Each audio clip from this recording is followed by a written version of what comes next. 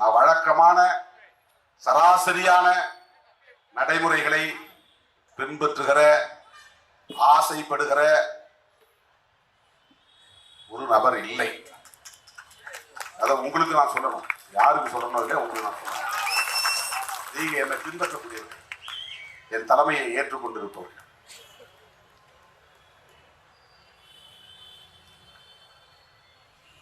பெரியாருடைய உழைப்பையும் பெரியாருடைய தியாகத்தையும் உள்நோக்கம் கற்பித்து கொச்சைப்படுத்துவது அவரை மட்டும் பாதிக்காது. நீங்க பேசுறியா திராவிடம் இல்லாத திராவிடம்? நான் திராவிடம் இல்லாத திராவிடம் சொல்லல, இல்லாத திராவிட தேசியம் சொன்னேன். ஒவ்வொரு சொல்லுக்கும் பெரிய வலிமை உண்டு, பொருள் உண்டு, ஆழமான பொருள் உண்டு. இல்லாத திராவிட தேசியம் இது வேற, இல்லாத திராவிடம் இது வேற. திராவிடம் இருக்கிறது, திராவிட தேசியம் இல்லை. இதுதான் விடுதலை சிறுத்தைகளின் நிலைப்பாடு. திராவிடம் இருக்கிறதுனா என்ன? திராவிடம் என்றால் ஆரியத்திற்கு எதிரானது, பார்ப்பனியத்திற்கு எதிரானது, சனாதனத்திற்கு எதிரானது.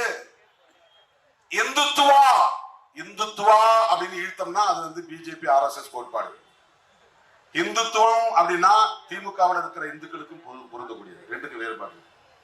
இந்துத்துவா அவனுடைய கோட்பாடு.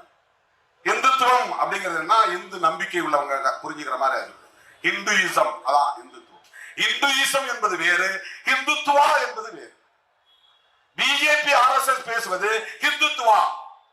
அது என்ன அர்த்தம்னா மதவெறியை தூண்டி இஸ்லாமிய வெறுப்பை, கிறிஸ்தவ வெறுப்பை விதைத்து மத கலவரத்தை தூண்டி வெற்றி பெற்று இந்த தேசத்தை இந்து ராஷ்டிரம் என்று அறிவிப்பது.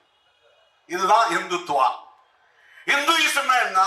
சிவனே, மகாவிஷ்ணுவே, ஐயன், முருகனே என்று கடவுள் மீது நம்பிக்கை வைத்து அவனிடத்தில் போய் முறையிடுகிற மக்களின் ஆன்மீக நம்பிக்கை. அது இந்துத்துவம், அது இந்துயிசம்.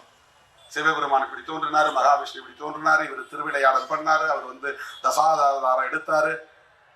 இதெல்லாம் புராண கதைகளாக இருந்தாலும் அது ஒரு நம்பிக்கை. அந்த நம்பிக்கை என்பது இந்துயிசம், அது வேறு.